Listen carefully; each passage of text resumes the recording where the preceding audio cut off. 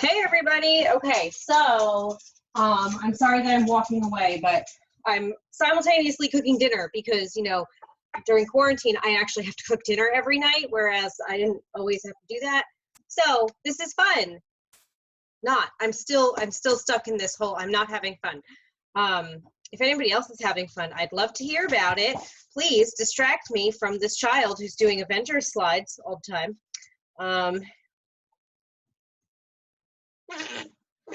He thinks that he's right there. Okay, what? Here, put your mask down and I'll show everybody. He thinks he's Iron Man. Oh! Okay, keep going. Okay, so this video is for all 102 students. It's how to do an annotated bibliography. We were going to do this, obviously, in class, but here we are on a coronacation. I know, fancy stuff here. Okay, so the first thing is that you have to have a primary source. So all of you in 102 have to have a total of 3 sources, 1 primary and 2 secondary sources. I will be posting PowerPoints to tell you the difference between a primary and a secondary source. The way I learned it was that a primary is it's coming directly from the horse's mouth, okay? Secondary is something that is going to back that up, all right? If you're in my 101 class, you're not doing an annotated bibliography, but you will need to know these for when you get to 102. I'm telling, the voices in his head are did they talk to him? Dear God, did they talk to him? So anyway, instead of boring you by showing you the entire PowerPoint slide on primary and secondary sources, I'm going to post that to either Canvas, Blackboard, or Moodle. Make sure that you look at them if you are a little confused. If you have questions, email, smoke signal, text, whatever you need to do. Other than that, let's jump right in to the annotated bibliography. It's so fun, I know. Okay, so what I'm going to do is first figure this all out. We're going to share, and we're going to look at the rubric, okay? So here we have the rubric for your annotated bibliography. This is posted on all of the interfaces, so Blackboard, Canvas, Moodle, okay? So you are doing this for your 3 sources, okay? 3, regardless of how many sources you use, okay? If you use 10, I don't care. I just want 3 sources on your annotated bibliography. Also, you are not set in stone to have to use them, but they should be related to your topic. If you then find out that you didn't like it, or you thought originally it was going to serve a purpose for your paper, and then as you started writing your paper you didn't need it, that's okay. Or if you changed your topic and the sources on your bibliography are not the same as what you originally told me, that were related to your topic, that's okay, okay? So lots of changes happening for everybody this semester. All right, so anyway, so you have your topic, you made your thesis, I wrote you back about your thesis statements at this point. You're going to now choose a primary and 2 secondary sources. Once you select them, you're going to develop this wonderful annotated bibliography. You are going to save this annotated bibliography. It is going into your portfolio. There's my damn dogs. Watch my husband be home like 30 minutes earlier. I would be pissed. Anyway, so you are citing, and then you are adding a paragraph about the citation, okay? So we're going to do an example. Don't freak out. However,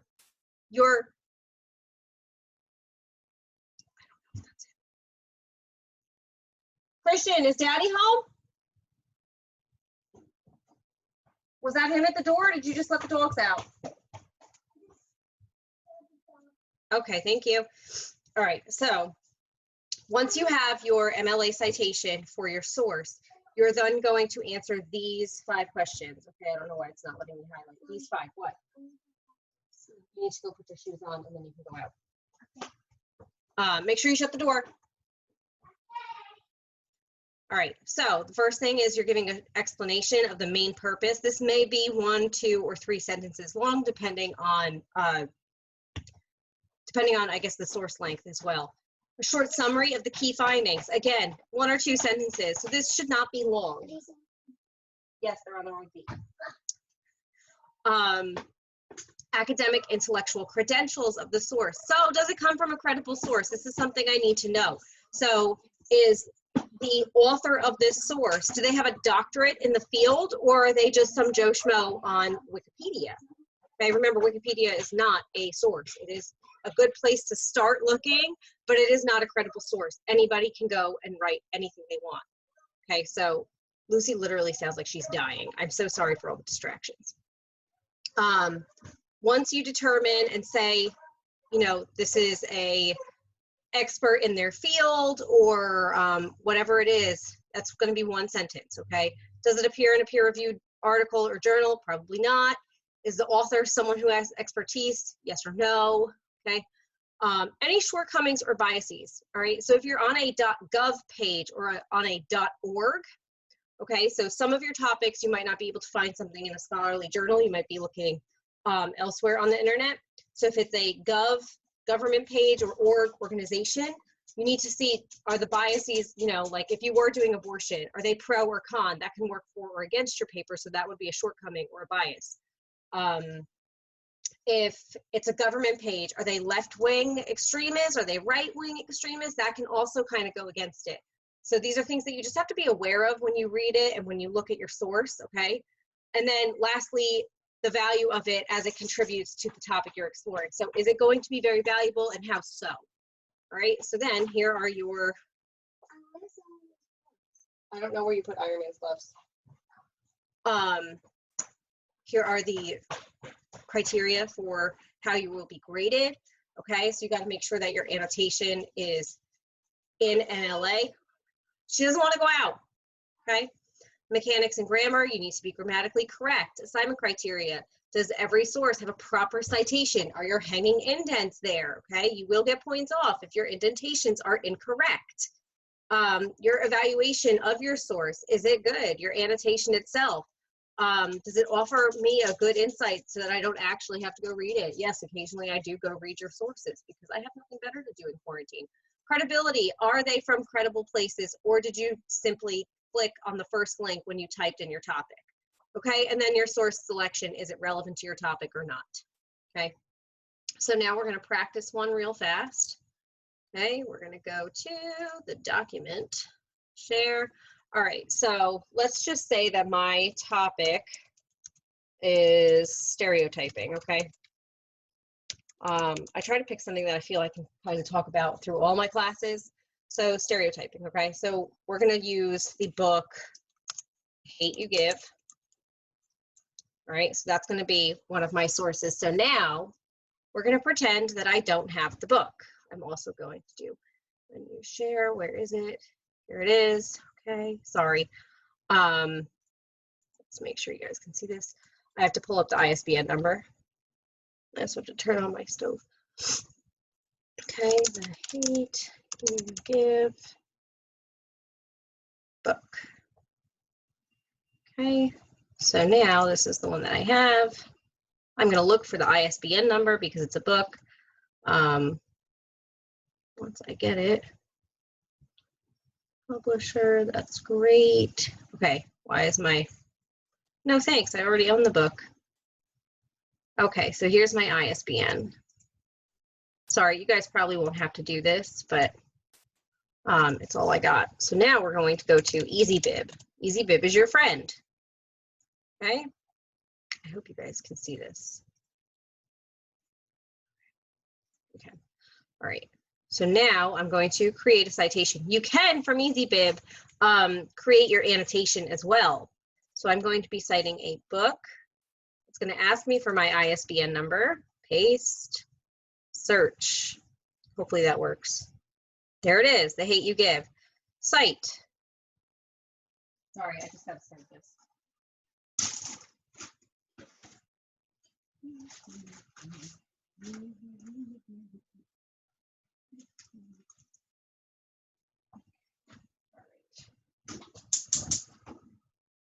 Okay, so sorry about that. Here's what we found. So it has the title, the publisher, and the year. Okay, carry on. Add missing info.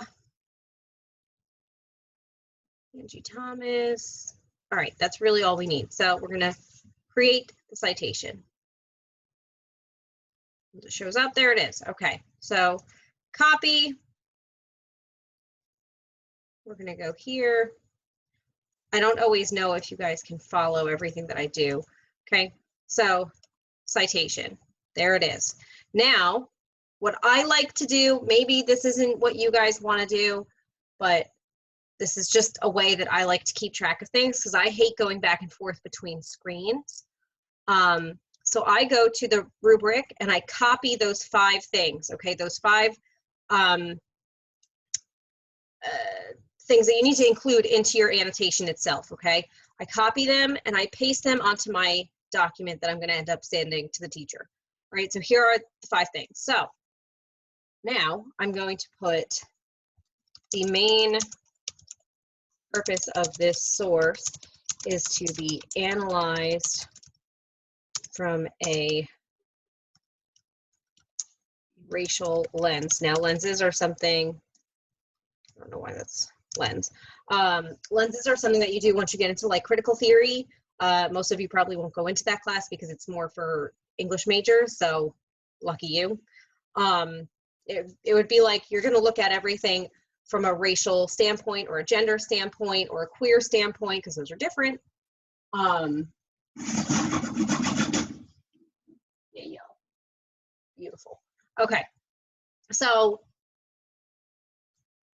the book offers many different stereotypes to be analyzed, which will be beneficial for my paper. In this, yes, you can use I, me, we, my. Okay, so now I've answered number 1, a short summary of key findings. An example is the use of Tupac, we're going to put Tupac Shakur, Miss acronym Thug Life, I hate you give little infants fucks everyone. Okay, so that's what Thug Life stands for, and that's what I would be analyzing, so that's why I'm going to show that as an example. This is a key finding. Okay, this particular stereotype is important because it relates more to the African American characters of the book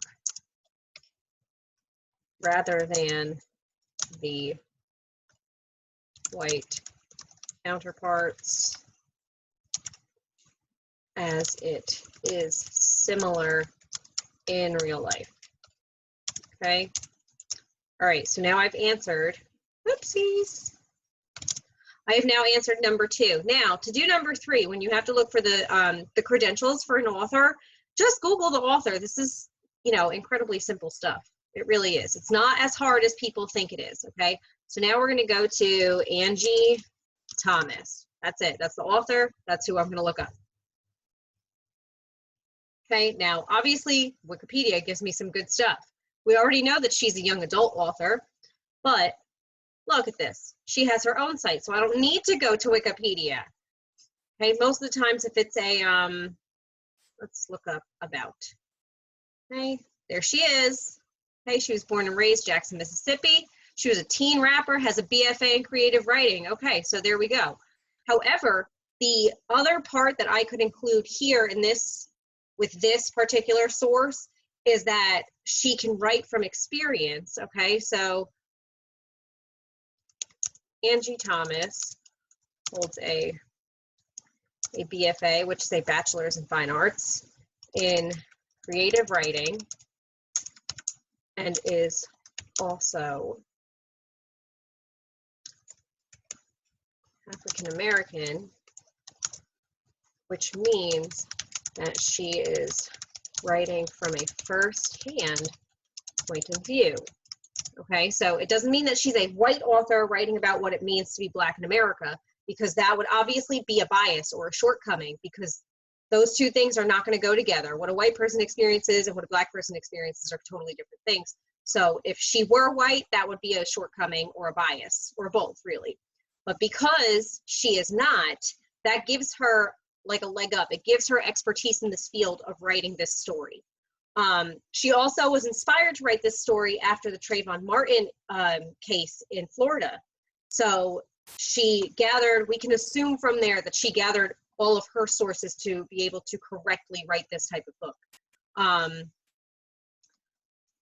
Possible, so, but with that said, with the shortcomings, we can say possible shortcomings are that she is Black and can only comment on the Black side of thug life.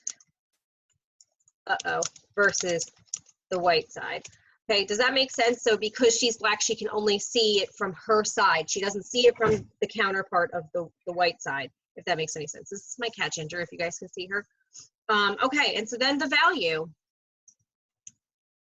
This source adds value, oops, I can't say value to, shit, am I, shit, no, I'm not. Okay, sorry guys. This source adds value to my paper because it helps define what thug life means and the stereotypes surrounding it. Whoopsies. Sorry guys, surrounding it. Okay, that's it. It's one paragraph. Then I'm going to go on to my next one, okay? So let's just pretend that we have another source. Bear with me so I can share my screen again. Here we go here. I'm going to go to google.com/scholar. Racial stereotypes. Google Scholar is also somewhere that you can go to if you don't have access to the databases because you're not on campus. This is going to be your friend. I need to flip that. Where are my toes?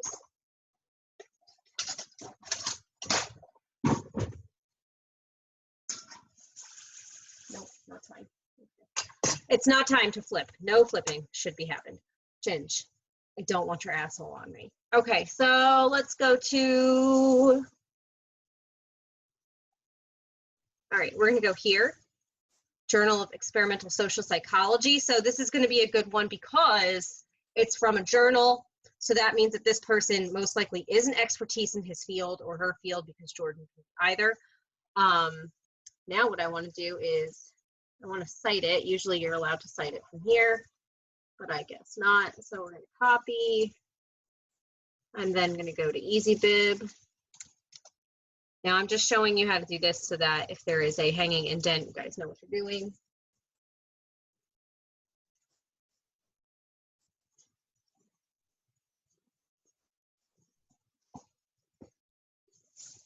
There it is.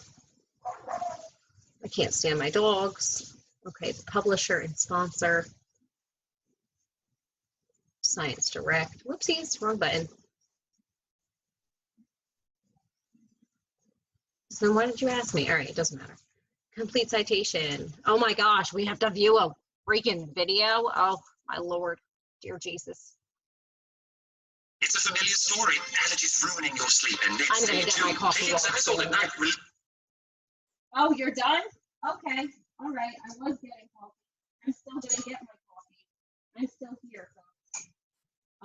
This is fun, this virtual learning, right? No, not at all. I'm not having any fun. I hope you guys are at least having some type of good time being home, because I'm not. I'm glitching for whatever reason. Okay, so my citation list. There it is. Copy. Now we're going to go to document, and I'm going to paste. Okay, so let's just pretend that that didn't happen. I don't know why it's going to do that, okay? You're also going to make sure that you have your heading. So, your name, my name, Annotated Bibliography. Okay, and then day.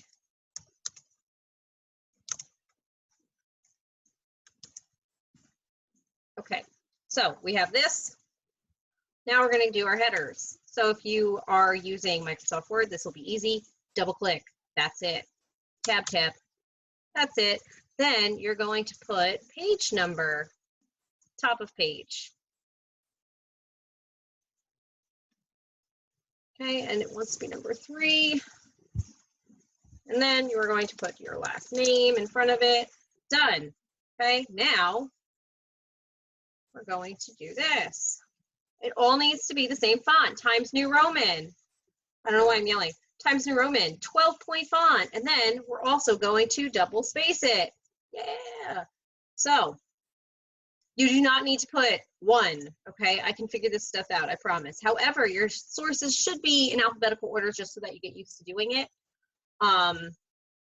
Please tell me I'm sharing the right screen right now. I am, okay.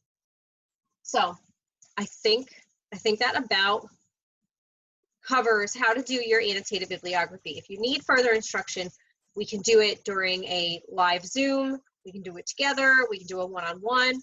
Okay, remember that right here, mine doesn't get, whoopsies. Right here is a hanging indent, okay? So the first line of your the first line of your entry is going to be flush up against that left margin. All subsequent lines are going to be indented once, okay? So to do that, uh-oh, my wonderful husband's home. Hold on. I'm on video.